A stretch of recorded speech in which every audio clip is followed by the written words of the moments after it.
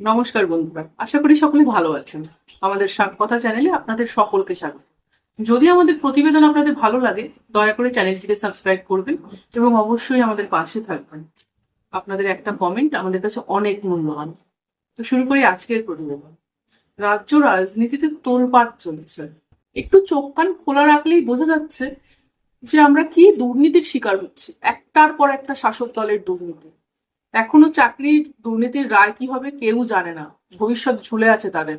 এর মধ্যেই নতুন আর একটা দুর্নীতি সামনে এসেছে, ওবিসি সার্টিফিকেটের দুর্নীতি।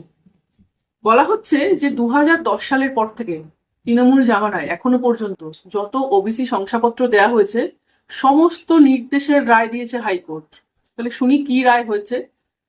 গতকাল কলকাতা হাইকোর্টের বিচারপতি তপব্রত চক্রবর্তী এবং বিচারপতি রাজশেখর মান্থার বেঞ্চ একটি রায় দিয়েছেন যে 2010 সালের পর থেকে এখনো পর্যন্ত যে ওবিসির শংসাপত্র বিতরণ করা হয়েছে সমস্তটাই দুর্নীতি দুর্নীতি করে সেগুলো করা হয়েছে এবং এই শংসাপত্র বাতিলের নির্দেশ দেওয়া হয়েছে। মানে এতদিন অবধি যারা যারা ওবিসি সার্টিফিকেট পেয়েছে সব গেল জমে, কোনো তার দাম নেই। মানে এতদিন ধরে যারা সার্টিফিকেট পেল কিছুই আর কাজে লাগবে না।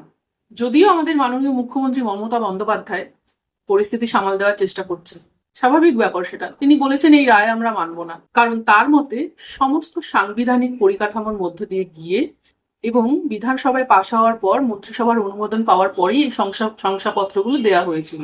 সুতরাং তারা তাদের দিক থেকে অনড়। কিন্তু সত্যি কি তাই? সেটা যদি হতো তাহলে কি কলকাতা হাইকোর্ট এই নির্দেশ দিতে পারতেন? বিনা প্রমাণে তো তারা দেবেন না। আমাদের বিখ্যাত আইনজীবী বিকাশ রঞ্জন ভট্টাচার্য বলেছেন চাকরি দুর্নীতির মতোই এটা আরেকটি বড় দুর্নীতি। এর ফলে কি হলো? এর ফলে যারা ওবিসি ক্যাটাগরির নয় তারাও অসৎ উপায় অবলম্বন করে এই সার্টিফিকেট গুলো পেল এবং তারা নিজ ক্ষেত্রে সেসব সার্টিফিকেট কাজেও লাগিয়েছে। স্বাভাবিক ব্যাপার। এর ফলস্বরূপ আমরা কি দেখতে পেলাম বলুন তো? এই যে 2010 সালের পর থেকে এত বছর ধরে এই সার্টিফিকেটের দৌলতে সেই সংরক্ষণের কোঠায় কত ক্যান্ডিডেট চাকরি পেয়েছে, নানা রকম ইনস্টিটিউশনে ভর্তি হয়েছে। ফলে তাদের অবস্থা কি হবে? পুরোটাই তো জালিয়াতি হলো। কত বড় দুর্নীতির শিকার আমরা।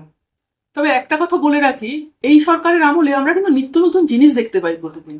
এই দেখছি যে সরকারি চাকরি পেয়েও সেই চাকরি চলে যেতে পারে, যেটা ভূভারতে কেউ কখনো দেখেনি। মানে আমি তো আমার জন্মে দেখিনি।